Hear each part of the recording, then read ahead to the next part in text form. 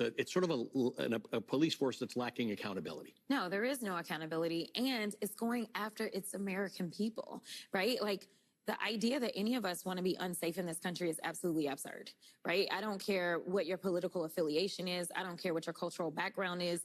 None of us want to be unsafe. Yeah. But we're not looking at the facts. We're not looking at the fact that immigrants, regardless of how many times you're going to cherry pick and say, well, there was this one immigrant that was here illegally and they ended up killing this one person. Well, for every immigrant that you have an example of, I'll raise you at least 2 to 5 white supremacists, if not more, right? So like, you've got to look at who is it that is committing the crime? Who is it that is committing certain types of crime? And then you need to figure out why. And then you go in and you say, this is how you reduce it. You and I talked about poverty, right? So if you are doing things that are going to increase poverty, whether we're talking about your terrible tariffs that are illegal as well, or tariffs.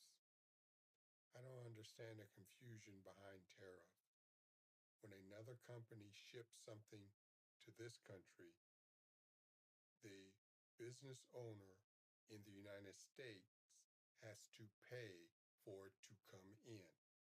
As a business owner, he's going to charge you enough money for him to cover the tariff as well as make a profit. That's why everything is going up. Trump is not saving us money with his tariff war. He is hurting the economy.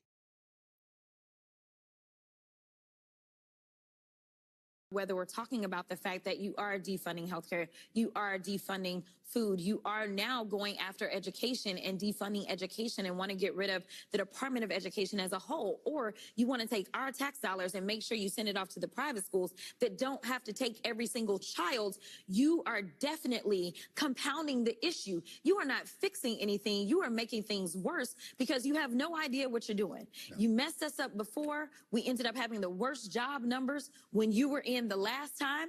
And guess what? We've got the worst job numbers now, especially when you start to look at the Black community. Yep. So listen, if we want to figure out how we are going to be safer, we probably need people that have actual intelligence and actually will pay attention to data and facts and go from there. But what they're doing right now, it almost feels like, you know, I've seen the memes about the purge and all these things. But as somebody who understands history, when I see ICE, I see slave patrols. Now, I never lived through the slave patrol period, but if you know the history of policing in this country, then you understand that they were born out of slave patrols. And now with the Supreme Court saying this, it's almost like you can just go grab them up. That is what they're saying. And that is a problem. We all should have a problem with that. But when you don't want to teach American history that includes Black history, then you lose out on the benefit of understanding that we have been down this road before and it was not good and we fixed it once. And it is a shame that we are relitigating this and we are going to have to fix it again.